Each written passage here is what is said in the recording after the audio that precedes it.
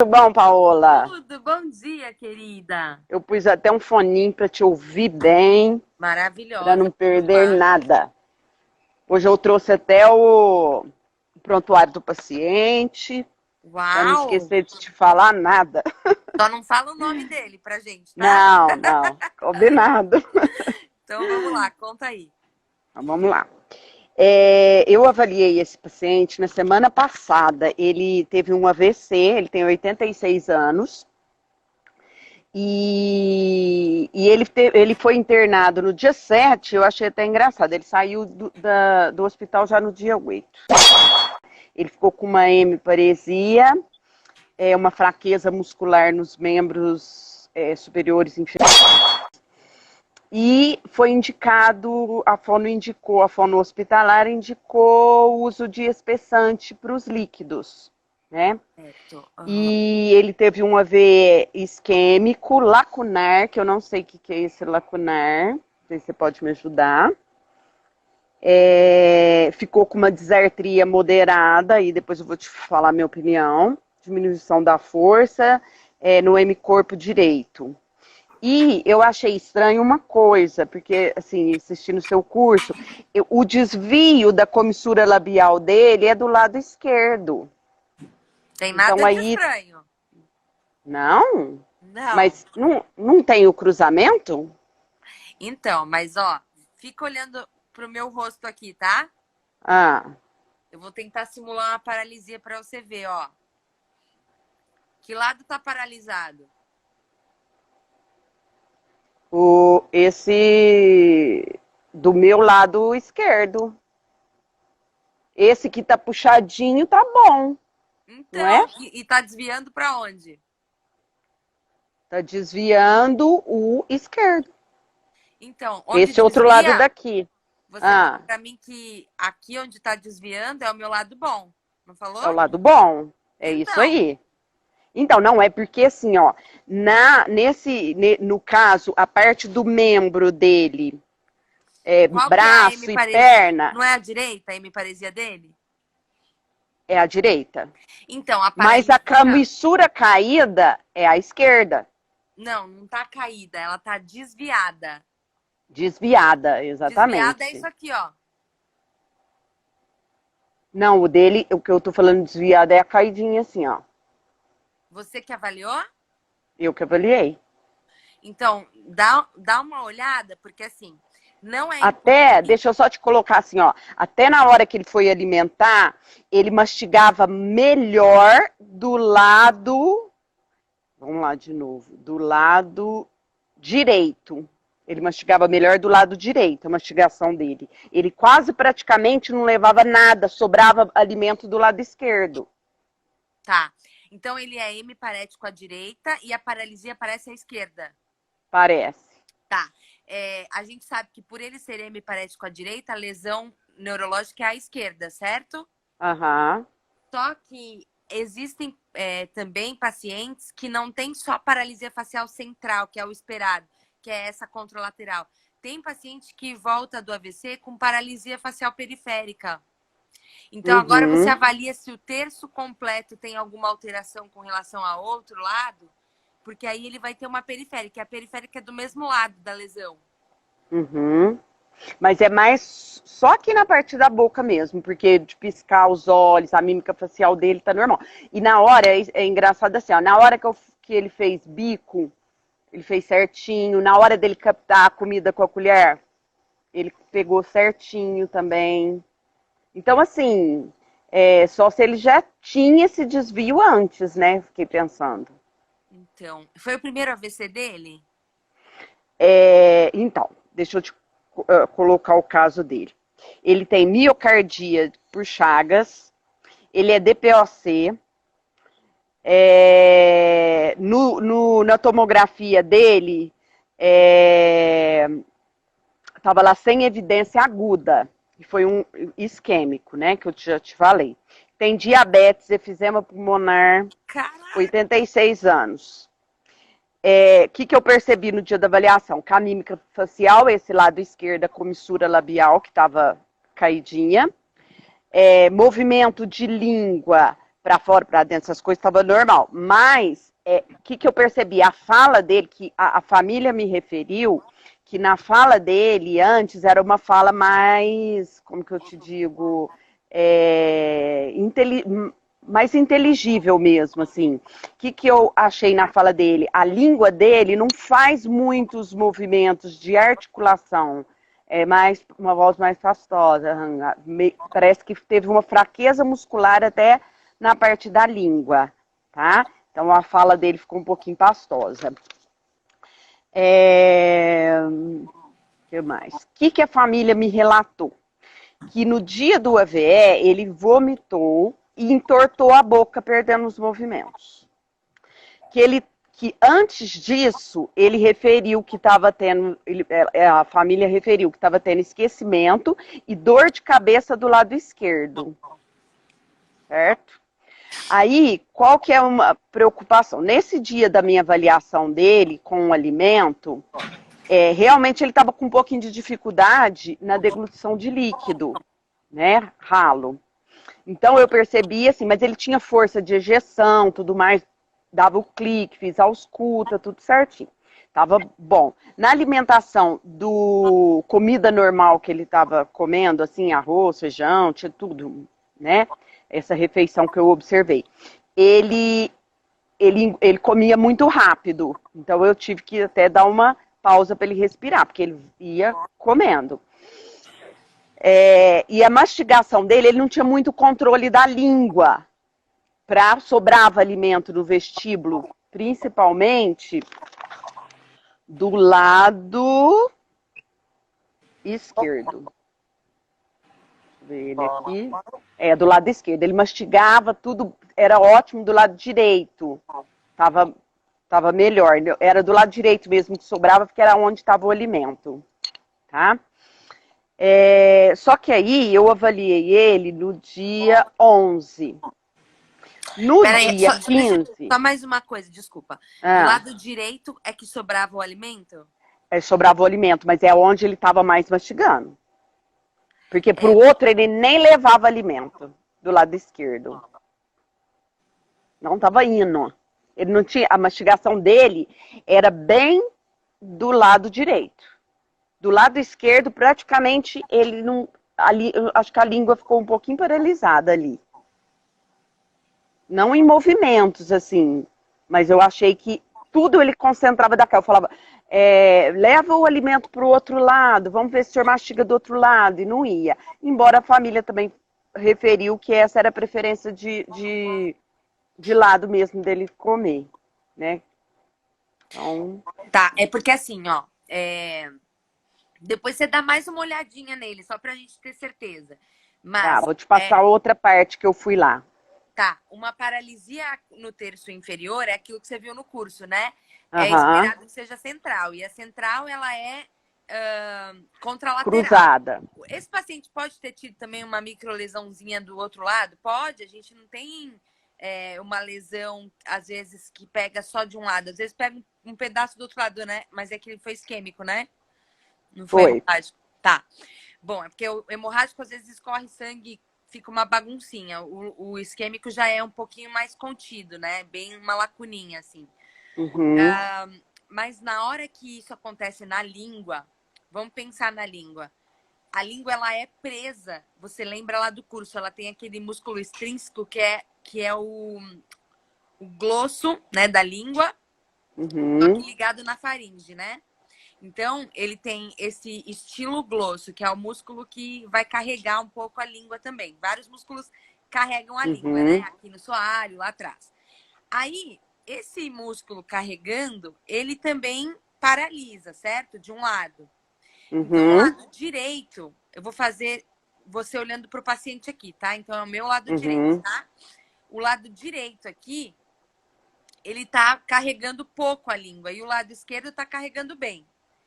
Porque o lado direito paralisou. Aí, o que acontece na língua? Do lado direito, a língua fica sem ajuda. E do lado esquerdo, ela fica fixa. Então, qual que é a sensação que dá? Que do lado... Entendi. Você entende? Que do lado esquerdo, ela tá que ela tá ótima, mas na verdade é porque a parte direita ficou flácida e fica mandando tudo pro lado esquerdo. Entendi. Você entende? Por isso que eu gostaria muito que você revisse, porque é uma coisa que todos os meus alunos erram. Mas porque a gente vê o resultado aqui, a gente não pensa no músculo que segura a língua. A gente pensa que é a língua que paralisou, né? Mas é quem carrega, entende? Ela fica tombada pro lado bom. Entendi. E aí dá a Agora impressão deu que pra... faz sentido? Faz Tá, sim. beleza. Continua. Só quis interromper porque eu fiquei com medo de esquecer. Não, mas é ótimo. Pode ir falando. Nesse dia que eu observei, a compreensão dele é boa, ele contou piada e ele contava causos, uma figurinha muito fofo. E contava que ele matava onça, que pegava onça no anzol, e eu, o senhor tá me tapeando e tal, e foi aquela conversa muito gostosa. Ele tava com uma voz boa, sabe, assim, conversando assim, lógico, a fala estava um pouquinho pastosa, eu acho que questão da língua mesmo, do movimento de língua. Tá. Mas estava com um loudness bom, né? Não estava nem alto, nem muito baixo. E o pitch também normal, assim, equilibrado, vamos falar. Arrasou. Após curso de Paola, a gente fica assim, Tô técnica. vendo que você tá tendo uma anamnese maravilhosa. Tô você amando. Fez a prática, Ju? Aí, Paola, no dia 15... Oi, você fez o AVC na prática? Fiz o AVC. Tá, tô vendo aí a linguagem, a anamnese perfeita. Vamos lá.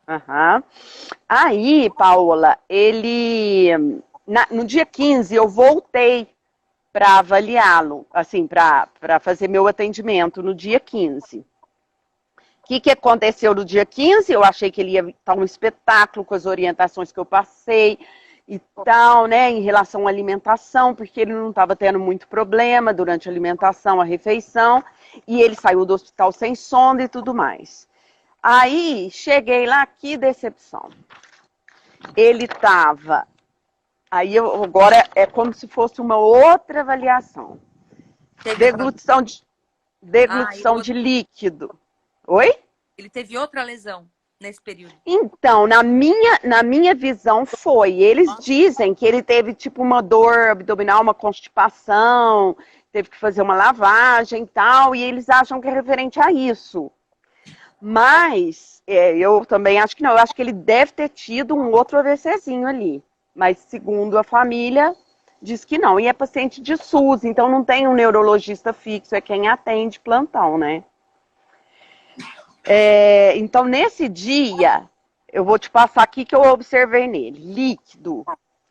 Ele apresentava tosse logo após a deglutição. E sem força de ejeção, ali, ele ficava assim, para conseguir fazer o clique da ejeção. Demorava, ele ficava tipo manuseando o alimento na boca para clique. Aí o que eu fiz? Especei, pedi um suco, eles não tinham limão, e ele gostava de laranja, fizemos um suco de laranja, e eu dei ela líquida para ver se o sabor daria certo para ele perceber mais o líquido e engolir. Aí, Paola, ele também tossiu, mesmo com o sabor, tudo. Aí eu espessei um pouquinho esse suco, que eles já estavam usando tudo espessado, assim, o líquido espessado. E no espessado também apresentou essa tosse e essa dificuldade de ficar manuseando o objeto antes de engolir. Ele demorava para ter força para engolir. Percebi pouca elevação de laringe, a voz dele já estava agravada e o loudness muito baixo. E ele bem apático, assim, aquele olhar vivo da primeira vez que eu encontrei ele, me contando as coisas, tanto que eu falei assim, uai, o senhor não vai me contar os causos da onça? Ixi, a onça tá perigosa. Mas assim, falou bem, eu nem entendi o que ele falou, a filha que me traduziu, porque a voz dele tá muito baixinha e mais grave, senti voz molhada depois da deglutição. Então, o que eu até conversei com a família? porque ele fica pedindo muito água, com sede e tal, eles têm dado espessado para ele, mas elas comentaram que ele está comendo um pouco, não está conseguindo comer na mesma quantidade. Então eu até conversei sobre a possibilidade de uma sonda para o nutricional dele, além do que ele tem o problema respiratório. Então, se a gente forçar muito, ele ficar cansado durante a alimentação, eu fiquei preocupada em relação a isso. E conversei com a família sobre essa possibilidade do uso da sonda como uma via alternativa para a gente conseguir fazer com que ele melhore nessa a parte nutricional, né? Seja bem hidratado. Aí agora é com você. De toda a parte de alimentação, todas as consistências, ele vai mal, Juju? Agora? Então, aí nesse dia eu não testei a sólida, porque com um pouquinho ele já estava, aí eu fiquei preocupada. Com um pouquinho do quê? Um pouquinho do pastoso, ele estava com dificuldade de subir a laringe, cansado. Tanto que o tempo da minha avaliação, assim, dessa minha terapia com ele logo já pediu para ir para a cama. Queria deitar. Então, assim, até no movimento de fraqueza muscular eu senti nele nesse dia. Ok. Bom, várias coisas eu tenho para te falar. Vamos lá. Vamos lá. Primeiro, você tá me ouvindo bem? Super. Então, você tá me ouvindo bem? Então, assim, primeiro, parabéns aí pelas análises, né? Você me deu resposta sobre mímica, deglutição, cognição, linguagem e fala. Uhum. E é assim mesmo, né? Muito ótimo. Essa visão, porque para mim, no consultório, sério mesmo, antes, eu não tinha esse olhar rápido, abrangente em tudo. Se eu ia avaliar disfagia, era só disfagia. O dia da linguagem era só linguagem. Então era aquela coisa. Cada semana era uma coisa. Uma semana da mímica, uma semana. Não, vamos falar porque eu nem pensava em mímica, para ser sincero. Que bom que você foi estudar e agora você está maravilhosa, né? Então, aí eu estou muito feliz porque num dia só eu consegui dar várias orientações para a família com mais segurança, né? Com segurança de tudo que eu consegui ver. Perfeita. Então, acho que estou muito feliz com o seu curso, amando. Errei o primeiro caso. Errei o primeiro caso, mas não tem problema. Agora não se aprende. A ideia é essa. Tranquilo. Perfeito. Bora. Então, ó, nessa avaliação aí da primeira vez, eu nem vou considerar o que você viu, Ju, porque o que vale agora é como o paciente está agora, né?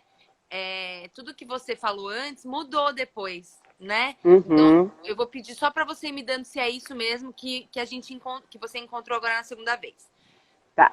Com relação à mímica, agora, nessa vez, porque eu tô com... Tem algum mistério clínico aí também nesse caso, dele ter tido alguma isquemia, alguma convulsãozinha, ou dele estar infectado.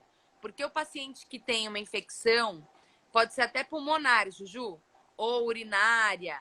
Esses pacientes, na idade dele, uma infecção urinária, por exemplo, ela vai trazer um desequilíbrio dos sais minerais, né? Então, o paciente começa a usar... É como se ele estivesse usando a parte de filtro dele, a parte que ele filtra os sais está alterada. Então, sobra sal mineral. Mais ou menos isso. E é de sais que as nossas sinapses acontecem. O sal, ele é um condutor elétrico, né?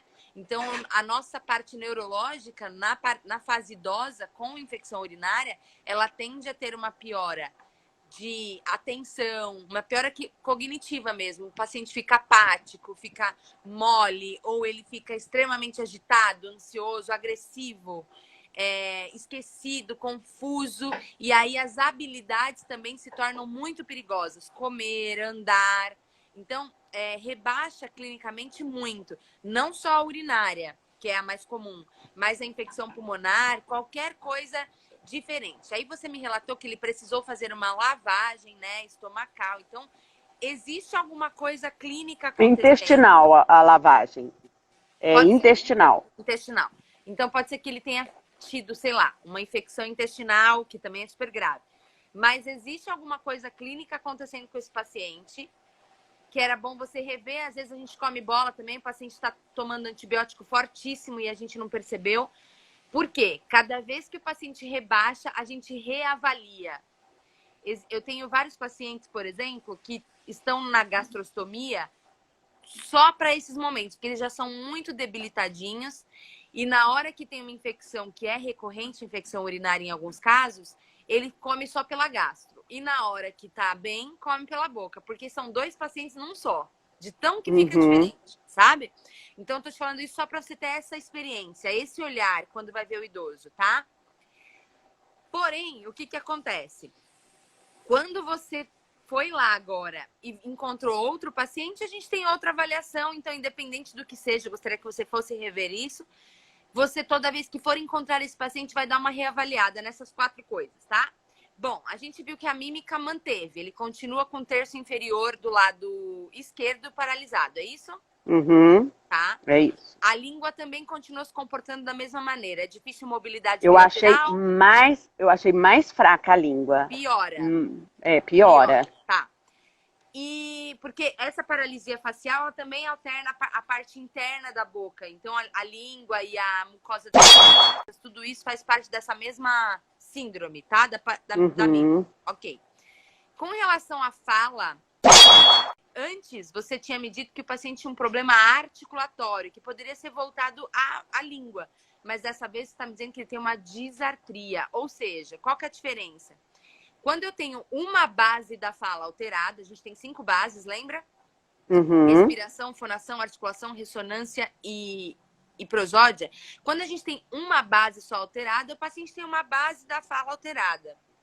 Quando a gente tem 2 ou mais bases da fala alterada associadas a uma lesão neurológica, a gente chama de disartria. E nesse caso, me parece uma disartria flácida, porque é uma alteração que torna a comunicação pastosa. Então, você me falou que existe uma fraqueza muscular, existe uma fraqueza de abertura, de coaptação da glote, porque a gente sente uma intensidade fraca, né? Existe uma fraqueza na mobilidade da prega vocal, porque a gente ouve um pitch grave, ou seja, a prega vocal não está esticando. Existe uma fraqueza na elevação e anteriorização da laringe, porque você me disse que, além do pitch grave, que deixa a laringe rebaixada, você observa pouca mobilidade durante a deglutição. Então, me parece, pelo relato, que todas as bases da fala alteradas encontram com fraqueza. Então, a gente chama de disartria flácida. E aí, nessa fonação baixa, grave, a qualidade da voz, você percebe alguma coisa? Da qualidade? Rouca, astênica, soprosa. Eu achei ela um pouquinho rouca, mais agravada do que do dia anterior.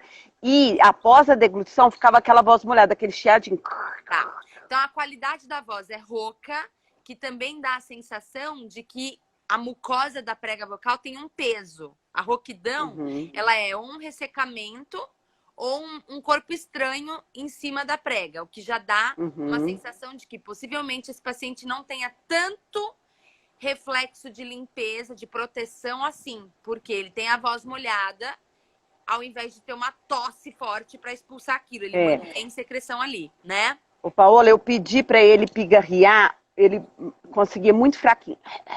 Não tem produtividade no pigarro. Beleza. Então, a gente já está notando o que desse paciente? Uma baixa sensibilidade da laringe, né? Você acha que, ainda falando da fala, a prosódia, o ritmo que ele fala, tá alterado por ser tão grave ou normal? Não, normal. Tá. A articulação tá ruim, tá flácida, né? A ressonância, você acha que o véu palatino tá caído, tá levantado demais, tá equilibrado? Ou seja... Tá equilibrado. Não tem hipernasalidade de hiponasalidade. Tá, perfeito. Não. Além disso, além dessa questão da fala, você fez uma avaliação lá de deglutição e reviu as coisas que você já tinha orientado, né? Antes você tinha liberado líquidos com espessante, foi isso? Isso, isso. E a alimentação?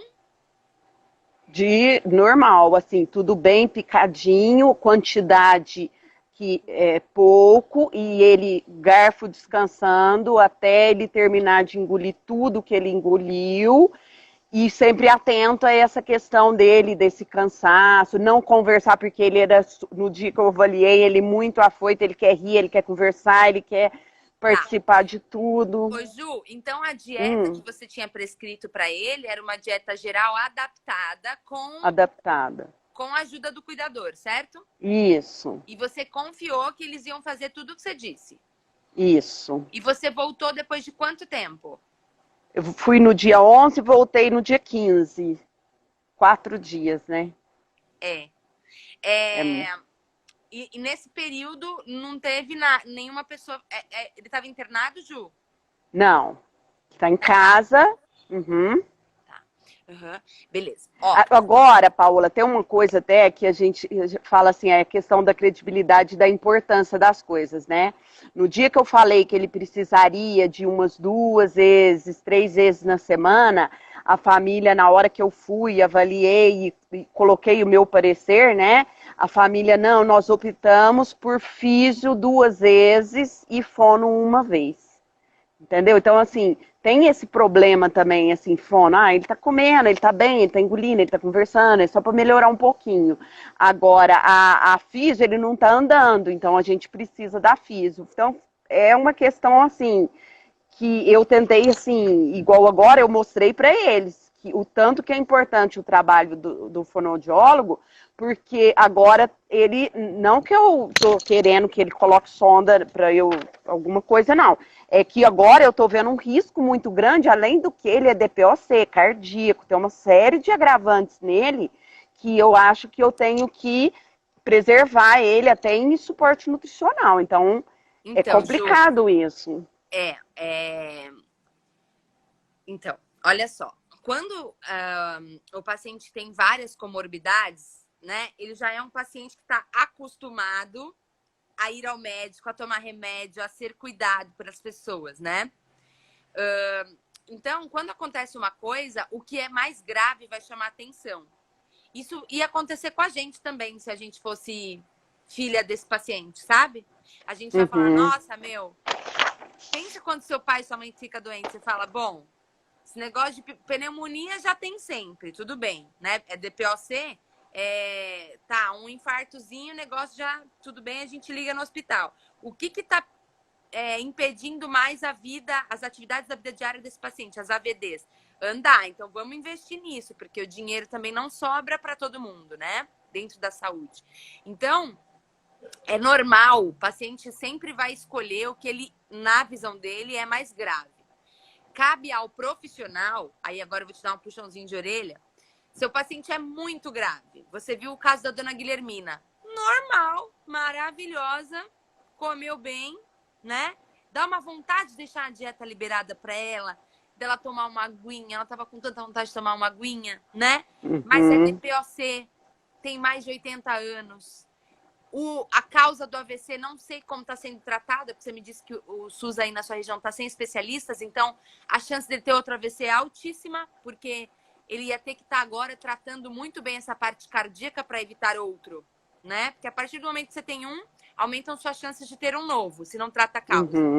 Então, é um paciente super do grupo de risco de broncoaspiração, super.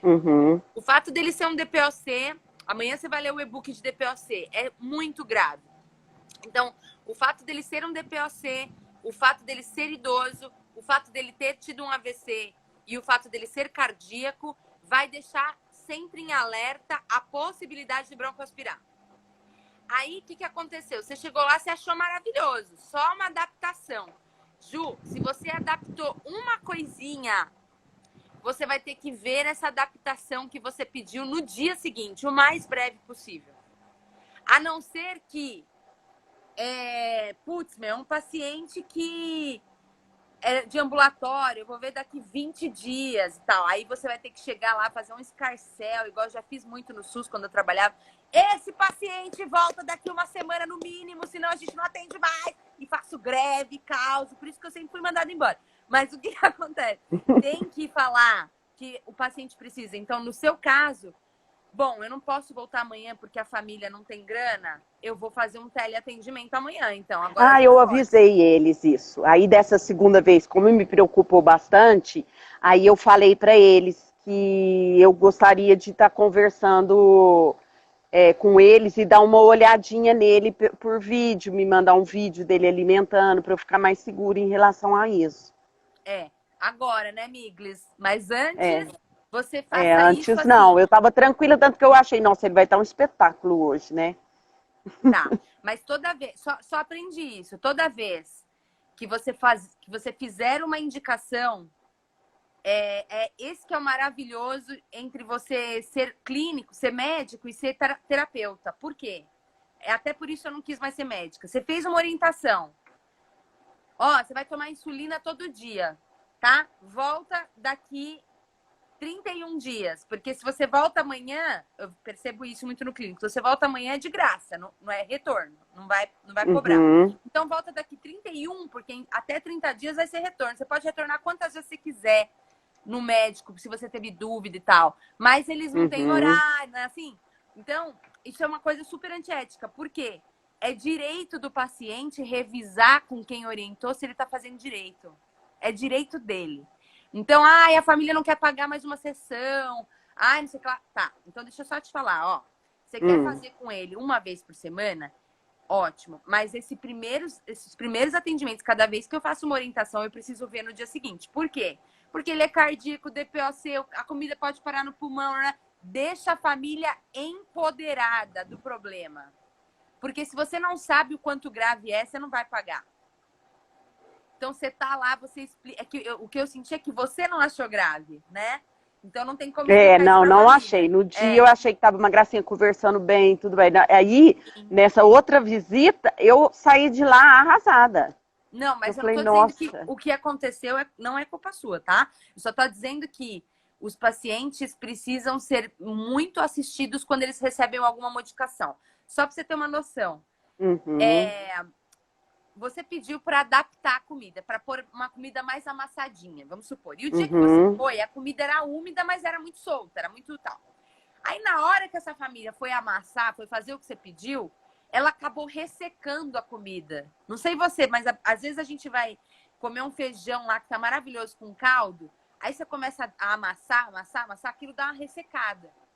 E aí uhum, você não esperava que a família ia oferecer uma coisa que ficou mais difícil para o paciente, que é o alimento seco. Talvez fosse mais difícil comer molhar seco e unido do que molhado separado, sabe? uhum, Então, o que você orienta, você precisa ver como é que ficou, certo? certo.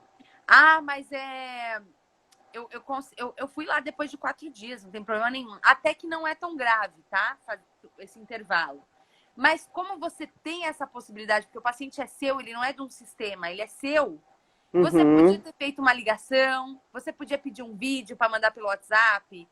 Você entende? Não uhum, perde isso. Porque quando a gente está dentro de um serviço, você fica amarrada, você fica eu uhum, às vezes nem dormia, que eu falava, gente, o paciente estava comendo mal, eu não quis pôr sonda, porque também acho que o pastor não ia dar conta. Agora, será que a pessoa bateu no liquidificador? A responsabilidade não é minha, é do cuidador, mas a gente tem que olhar, uhum, sabe? Então, tá. aprende isso pra vida. Orientou, revisou. Orientou, revisou. Agora o conselho está Uhum, do nosso lado. Você pode fazer uma videochamada para revisar, se não tiver condições de visita. Mas a visita, certo. por exemplo, convênios médicos que trabalham em equipes hospitalares. A Fono deu a orientação. O convênio paga por um atendimento. Quando você volta lá para ver se a família fez direito, tirar a dúvida da família, você vai mandar para o convênio que você fez uma visita. O convênio paga 10% de um atendimento. Entende? Porque o convênio entende que o paciente tem direito à sua visita. Ele vai te dar só uma gorjeta. Entendeu? Uhum, Tá? Então isso é certo. lei, ok? Beleza. Aí, feito isso, você agora, na segunda vez que você foi, você viu a alimentação dele. E aí, a minha pergunta é, na primeira vez e na segunda vez, você assistiu uma refeição completa, inteira? Não. Não. Outra coisa. Quando você assistiu... Outra coisa, eu queria até ter assistido essa alimentação, mas ele se recusou a comer, ele não queria. Então, olha só. Quando você vai avaliar um paciente que come, não um paciente de sonda, vai lá ver uma refeição completa, você pode matar, né? Mas quando o paciente já come, diferente da dona Guilhermina, ele já come, você vai ter que assistir uma refeição. Nossa, mas é no ambulatório do SUS, a pessoa ficou 4 horas na fila. Traz a marmita que a gente vai ver a refeição completa. Sempre. Sempre. Marca no almoço ou marca no jantar. Tá, estou na refeição completa. O paciente não chegou até o final da refeição. Por quê? Cansou? Por que ele não chegou? Tava com a barriga cheia? Porque se ele estava cansou, cansado. Se ele cansou, é um grandíssimo indício de que ele broncoaspira. Eu achei também, porque na ausculta eu vi que ele não estava tendo força de deglutição, de ejeção, e aí em seguidinha ele dava aquela tosse. Aí eu tentei... primeiro atendimento? Não, no segundo. Tá, no primeiro ele não comeu até o fim? Não, no primeiro ele comeu bem. No primeiro ele foi ótimo. A refeição completa? Ou você não viu Não, sobrou... porque eles colocaram muito. Falou que ele era bom de garfo. Colocou muita comida. Pra mim, eu olhei aquilo, era muito. Mas ele comeu mais da metade. Ô, Ju, era uma refeição completa. Completa? Arroz, então feijão, você avaliou uma refeição completa. Não, mas foi da primeira vez. Sim. Foi no primeiro atendimento. Tá. Então, na primeira vez, você viu uma refeição completa. Vi a refeição completa. Ótimo. É da segunda vez que ele não quis comer. Que é essa vez que ele já estava muito debilitado. Aí elas me referiram que ele não estava comendo muito, que elas iam dar um suplemento daqueles, igual passa em dieta, que tem muita coisa. Mas ele acabou de fazer uma infecção intestinal, ele não vai comer muito. Elas estão sem orientação médica? Eu acho que é um atendimento um pouco largado, porque é um atendimento de SUS igual assim, ó, um senhor que teve tudo isso, ele saiu do hospital sem sonda, com toda a gravidade, eu acho, né? Apesar que no dia ele estava até comendo bem, então a gente não pode nem julgar por isso. Mas ele saiu no outro dia já, teve um AVC, com toda essa coisa, no outro dia ele já teve alta, já estava em casa. Ô Ju, você tem contato com as pessoas que atendem esse paciente? Só o fisioterapeuta. Porque é o único atendimento que ele está tendo. Mas ele não tem médico que atendeu? Quem fez a lavagem? É SUS. É o que está de plantão. É tipo no UPA. Aqui chama UPA. Sim. É muito complicadinho, tadinho. Eu pensei, ele não tem a possibilidade de ser visto pelo SAD? Aí tem SAD, PAD? Não. Que é atendimento domiciliar? Não tem. Eu tenho visto você falar sobre isso, e aí eu desconheço isso aqui em Franca, não conheço.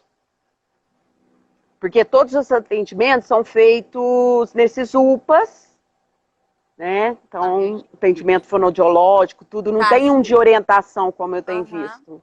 Ô Ju, ele tá comendo o que agora, então?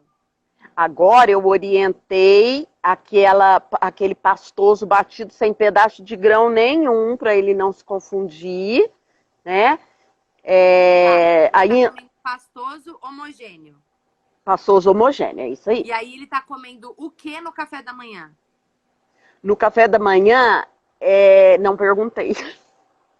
Não ri, isso é sério.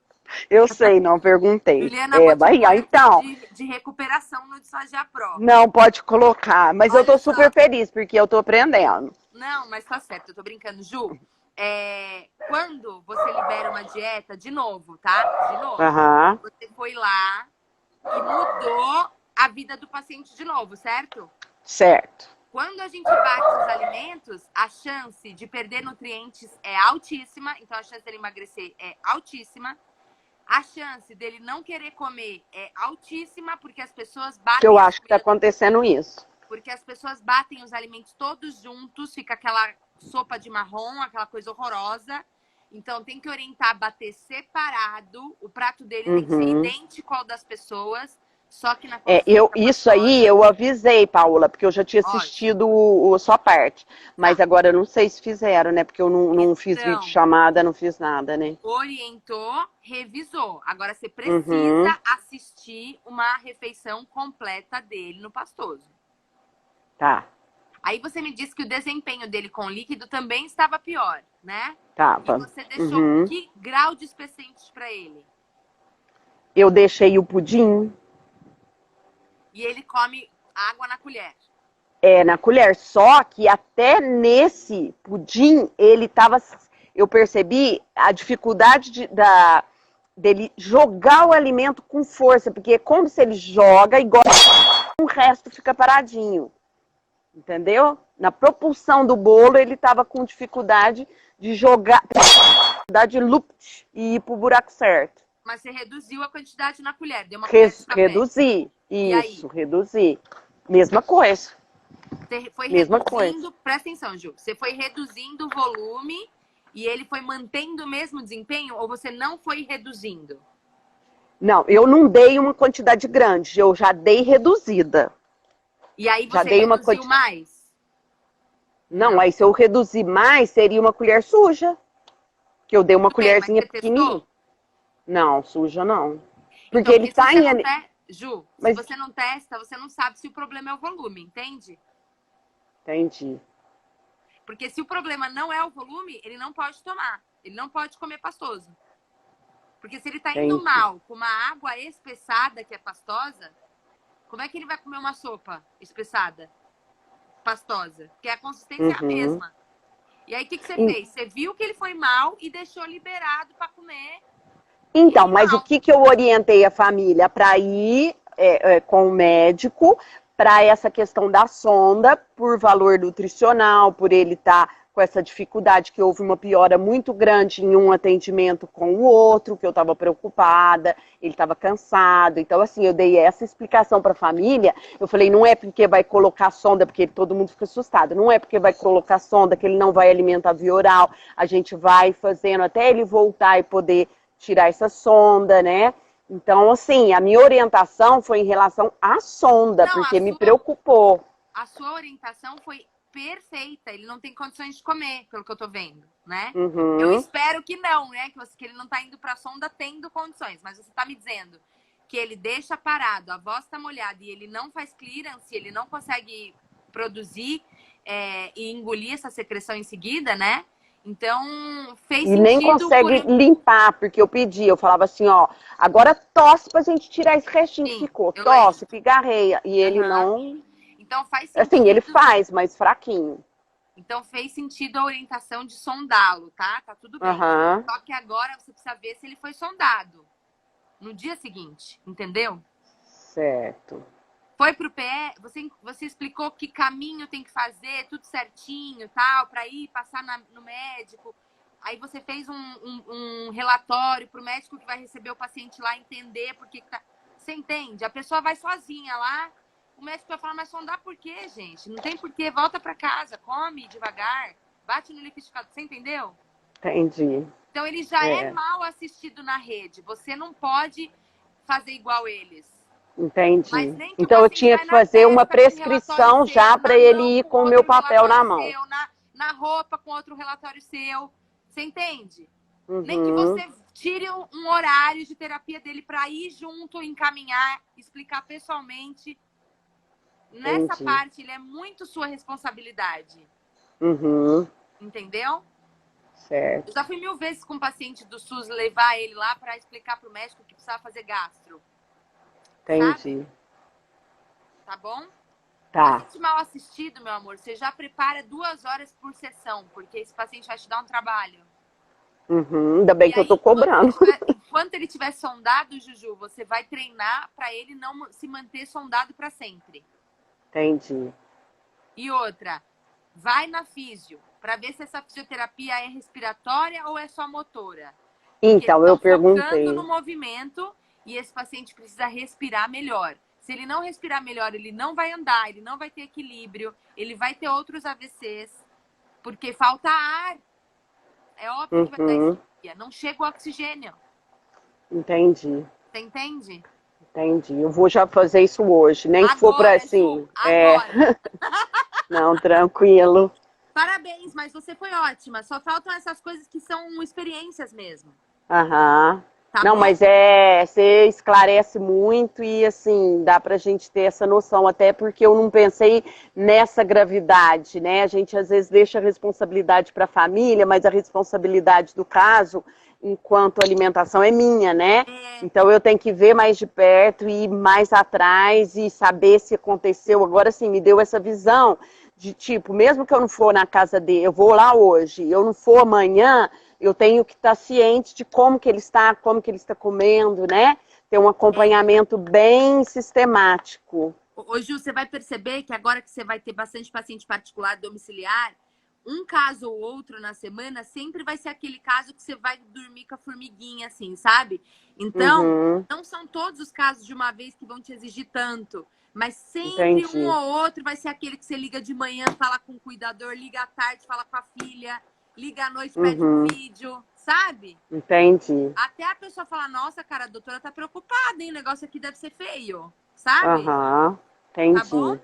Querida, Ótimo. muito obrigada pela sua Eu que agradeço.